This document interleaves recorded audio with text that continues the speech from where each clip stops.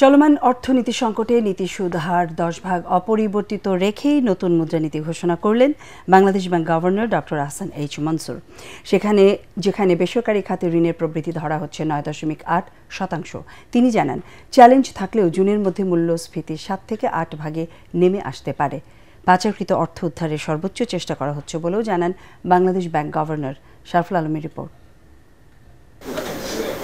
অন্তর্বর্তীকালীন সরকারের এবং বর্তমান গভর্নরের প্রথম মুদ্রানীতি ঘোষণা করল বাংলাদেশ ব্যাংক। নিত্য প্রয়োজনীয় পণ্যের ঊর্ধ্বগতির মধ্যেই বড় ধরনের তেমন কোনো পরিবর্তন ছাড়াই 2024-25 অর্থ বছরের দ্বিতীয় মেয়াদে সংকটকালীন অর্থনীতির মধ্যেই এই মুদ্রানীতি ঘোষণা করা হলো। এতে নীতি সুদ হার কমানোর প্রস্তাব থাকলেও নতুন মুদ্রানীতিতে তা 10 ভাগেই অপরিবর্তিত থাকছে। এছাড়া বেসরকারি খাতে ঋণের প্রবৃদ্ধি অপরিবর্তিত রেখে 9.8%ই রাখা হয়েছে। তবে গেল ডিসেম্বরে বেসরকারি খাতে ঋণের প্রবৃদ্ধি অর্জিত হয়েছে 7.3 ভাগ বলে জানিয়েছে বাংলাদেশ ব্যাংক। এটার মূল কারণটা হচ্ছে যে ব্যালেন্স অফ পেমেন্টে আমরা যখন দেখি আমরা একটা স্বস্তির জায়গায় আছি। আমাদের কারেন্ট অ্যাকাউন্টে এখন উদ্বৃত্ত আছে, স্বল্প হলেও উদ্বৃত্ত। গত বছর এই সময় এটা একটা বড় ঋণাত্মক একটা ভাব ছিল, একটা বড় রকমের ড্রেন হচ্ছিল কারেন্ট অ্যাকাউন্টের থ্রুতে। 2 নম্বর যদি আমরা দেখি, ফাইন্যান্সিয়াল অ্যাকাউন্টেও আমরা একটা বড় উদ্বৃত্ত আছে 1.5 বিলিয়নের মতো।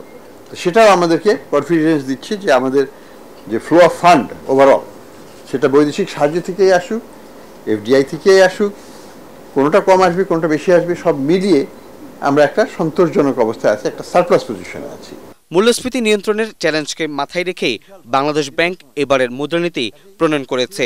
তবে গভর্নরের আশা, জুনের মধ্যেই মূল্যস্ফীতি 8% এবং 2026 সালের শুরুতে তা কমে 5 ভাগে নেমে আসতে পারে।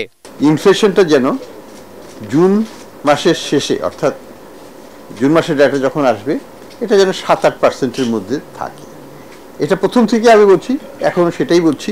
আমার মনে করি যে আমাদের যে এক্সপেকটেশন, সেটাতে বড় কোনো পরিবর্তন এখনো হয় নাই। আমাদের যে উদ্দেশ্য ছিল যে এক্সচেঞ্জ রেটকে স্টেবল করব আমরা, সেখানে আমরা মনে করি যে আমরা মোটামুটিভাবে সাকসেসফুল। দুর্বল ব্যাংকগুলোকে আরও তারল্য সহায়তা দেয়া এবং 1 থেকে 1.5 বছরের মধ্যে ব্যাংক সংস্কারের কাজ শেষ হবে বলেও আশা প্রকাশ করেন governor Ahsan H Mansur. Sharful Alam, ATN Bangla, Dhaka.